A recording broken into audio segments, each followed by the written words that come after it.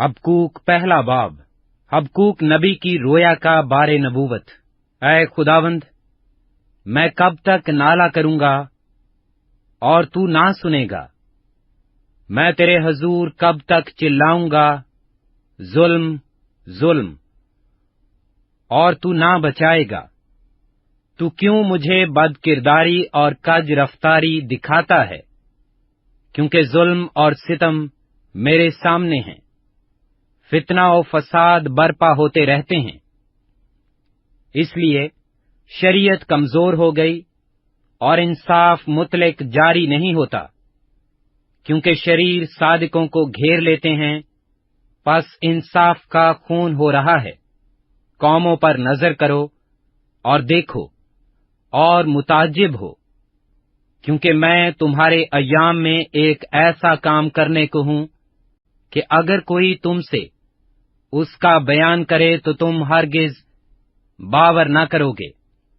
क्योंकि देखो, मैं कसदियों को चढ़ा लाऊंगा, और वो तुरशरो और तुंद मिजाज कौम हैं, जो वुसअते जमीन से होकर गुजरते हैं, ताकि उन बस्तियों पर जो उनकी नहीं हैं कब्जा कर लें। वो डरावने और हैबतनाक हैं, वो खुद ही अपनी अदालत और शान का मसदर हैं। उनके घोड़े चीतों से भी तेज रफ्तार और शाम को निकलने वाले भेड़ियों से ज्यादा खूनखार हैं, और उनके सवार कूदते फांदते आते हैं। हाँ, वो दूर से चले आते हैं, वो उकाब की मानंद हैं जो अपने शिकार पर झपटता है। वो सब गारतगरी को आते हैं, वो सीधे भड़े चले आते हैं, और उनके असीर रेत के जर्रों की मानंद बेशुमार होते हैं। वो बादशाहों को ठट्ठों में उड़ाते और उमरा को मस्खरा बनाते हैं। वो कलों को हकीर जानते हैं, क्योंकि वो मिट्टी से दमदमे बांधकर उनको फतह कर लेते हैं। तब वो गिरदबाद की तरह गुजरते और खता करके गुनहगार होते हैं, क्योंकि उनका जोर ही उनका खुदा है। ऐ खुदावन मेरे खुदा, ऐ मेरे कदूस, क्या तू अजल से नहीं है? हम नहीं मरेंगे। ऐ खुदावन, तूने उनको अदालत के लिए ठहराया है। ऐ चट्टान, तूने उनको तादीब के लिए मुकर्रर किया है। तेरी आंखें ऐसी पाक हैं कि तू बदी को देख नहीं सकता और कज रफ्तारी पर निगाह नहीं कर सकता। फिर तू दगाबाज पर क्यों नजर करता है, और जब शरीर अपने से ज्यादा सादिक को निगल जाता है, तब तू क्यों खामोश रहता है और बनी आदम को समुंदर की मछलियों और कीड़े मकोड़ों की मानंद बनाता है, जिन पर कोई हुकूमत करने वाला नहीं। वो उन सब को शस्त से उठा लेते हैं और अपने जाल में फांसते हैं और महाजाल में जमा करते हैं। इसलिए वो शादमान और खुश वक्त हैं। इसीलिए वो अपने जाल के आगे कुर्बानियां गुजरानते हैं और अपने महाजाल के आगे बखौर जलाते हैं, क्योंकि इनके वसीला से उनका बकरा लजीज और उनकी गिजा चर्ब है। पस क्या वो अपने जाल को खाली करने और कौमों को मुतवातिर कत्ल करने से बाज न आएंगे?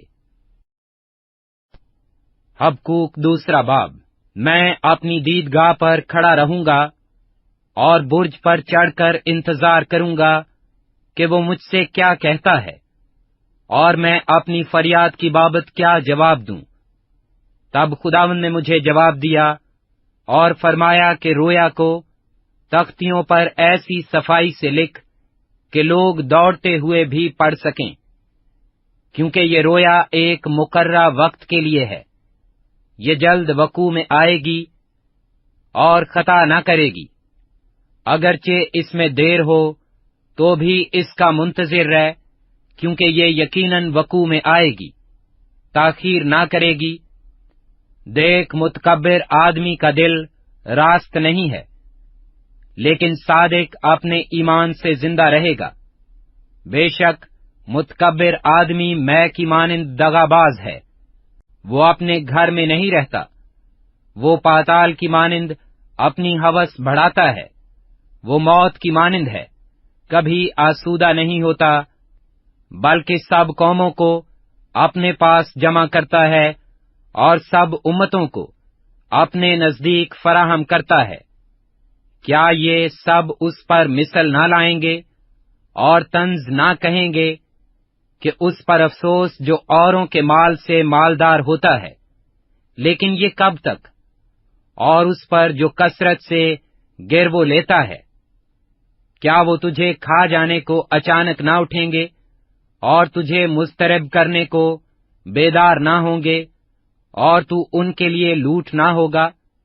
چونکہ تو نے بہت سی قوموں کو لوٹ لیا اور ملک و شہر و باشندوں میں خون ریزی اور ستم گری کی ہے، اس لیے باقی ماندہ لوگ تجھے غارت کریں گے۔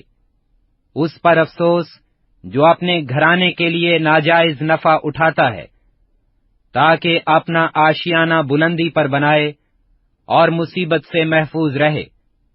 تو نے بہت سی امتوں کو برباد کر کے اپنے گھرانے کے لیے رسوائی حاصل کی اور اپنی جان کا گنہگار ہوا، کیونکہ دیوار سے پتھر چلائیں گے اور چھت سے شہتیر جواب دیں گے۔ اس پر افسوس جو قبضہ کو خون ریزی سے اور شہر کو بد کرداری سے تعمیر کرتا ہے۔ کیا یہ رب الافواج کی طرف سے نہیں کہ لوگوں کی محنت آگ کے لیے ہو اور قوموں کی مشقت بطالت کے لیے؟ کیونکہ جس طرح سمندر پانی سے بھرا ہے، اسی طرح زمین خداوند کے جلال کے عرفان سے معمور ہوگی۔ اس پر افسوس جو اپنے ہمسایہ کو اپنے قہر کا جام پلا کر متوالا کرتا ہے، تاکہ اس کو بے پردہ کرے۔ تو عزت کے عوض رسوائی سے بھر گیا ہے، تو بھی پی کر اپنی نامختونی ظاہر کر۔ خداوند کے داہنے ہاتھ کا پیالہ اپنے دور میں تجھ تک پہنچے گا، اور رسوائی تیری شوکت کو ڈھانپ لے گی، چونکہ تو نے ملک و شہر و باشندوں میں خون ریزی اور ستم گری کی ہے۔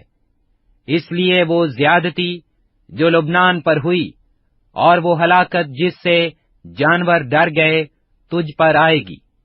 کھودی ہوئی مورت سے کیا حاصل کہ اس کے بنانے والے نے اسے کھود کر بنایا؟ ڈھالی ہوئی مورت اور جھوٹ سکھانے والے سے کیا فائدہ کہ اس کا بنانے والا اس پر بھروسہ رکھتا اور گونگے بتوں کو بناتا ہے۔ اس پر افسوس جو لکڑی سے کہتا ہے جاگ، اور بے زبان پتھر سے کہ اٹھ، کیا وہ تعلیم دے سکتا ہے؟ دیکھ، وہ تو سونے چاندی سے مڑا ہے، لیکن اس میں مطلق دم نہیں، مگر خداوند اپنی مقدس ہیکل میں ہے۔ ساری زمین اس کے حضور خاموش رہے۔ شیگا ینوت کے سر پر حبقوق نبی کی دعا۔ اے خداوند، میں نے تیری شہرت سنی اور ڈر گیا۔ اے خداوند، اسی زمانہ میں اپنے کام کو بحال کر، اسی زمانہ میں اس کو ظاہر کر۔ قہر کے وقت رحم کو یاد فرما۔ خدا تیمان سے آیا اور قدوس کوہ فاران سے، سالہ اس کا جلال آسمان پر چھا گیا، اور زمین اس کی حمد سے معمور ہو گئی۔ اس کی جگمگاہٹ نور کی مانند تھی، اس کے ہاتھ سے کرنیں نکلتی تھیں، اور اس میں اس کی قدرت نہاں تھی۔ وبا اس کے آگے آگے چلتی تھی، اور آتشی تیر اس کے قدموں سے نکلتے تھے۔ وہ کھڑا ہوا اور زمین تھرا گئی۔ اس نے نگاہ کی اور قومیں پراگندہ ہو گئیں۔ ازلی پہاڑ پارا پارا ہو گئے، قدیم ٹیلے جھک گئے، اس کی راہیں ازلی ہیں۔ میں نے کوشن کے خیموں کو مصیبت میں دیکھا، ملک مدیان کے پردے ہل گئے۔ اے خداوند، کیا تو ندیوں سے بیزار تھا؟ کیا تیرا قہر دریاؤں پر تھا؟ کیا تیرا غضب سمندر پر تھا کہ تو اپنے گھوڑوں اور فتح یاب رتھوں پر سوار ہوا؟ تیری کمان گلاف سے نکالی گئی، تیرا عہد قبائل کے ساتھ استوار تھا۔ سیلہ، تو نے زمین کو ندیوں سے چیر ڈالا، پہاڑ تجھے دیکھ کر کانپ گئے، سیلاب گزر گئے، سمندر سے شور اٹھا اور موجیں بلند ہوئیں، تیرے اڑنے والے تیروں کی روشنی سے، تیرے چمکیلے بھالے کی جھلک سے آفتاب و مہتاب اپنے برجوں میں ٹھہر گئے۔ تو غضبناک ہو کر ملک میں سے گزرا، تو نے قہر سے قوموں کو پامال کیا۔ تو اپنے لوگوں کی نجات کی خاطر نکلا، ہاں اپنے ممسو کی نجات کی خاطر۔ تو نے شریر کے گھر کی چھت گرا دی اور اس کی بنیاد بالکل کھود ڈالی۔ سیلا، تو نے اسی کے لٹ سے اس کے بہادروں کے سر پھوڑے۔ وہ مجھے پراگندہ کرنے کو گردباد کی طرح آئے، وہ غریبوں کو تنہائی میں نگل جانے پر خوش تھے۔ تو اپنے گھوڑوں پر سوار ہو کر سمندر سے، ہاں بڑے سیلاب سے پار ہو گیا۔ میں نے سنا اور میرا دل دہل گیا، اس شور کے سبب سے میرے ہونٹ ہلنے لگے، میری ہڈیاں بوسیدہ ہو گئیں اور میں کھڑے کھڑے کانپنے لگا۔ لیکن میں صبر سے ان کے برے دن کا منتظر ہوں، جو اکٹھے ہو کر ہم پر حملہ کرتے ہیں۔ اگرچہ انجیر کا درخت نہ پھولے اور تاک میں پھل نہ لگے، اور زیتون کا حاصل ضائع ہو جائے، اور کھیتوں میں کچھ پیداوار نہ ہو، اور بھیڑ خانہ سے بھیڑیں جاتی رہیں، اور طویلوں میں مویشی نہ ہوں، تو بھی میں خداوند سے خوش رہوں گا اور اپنے نجات بخش خدا سے خوش وقت ہوں گا۔ خداوند خدا میری توانائی ہے، وہ میرے پاؤں ہر نیکے سے بنا دیتا ہے اور مجھے میری اونچی جگہوں میں چلاتا ہے، میرے مغنی کے لیے میرے تاردار سازوں کے ساتھ۔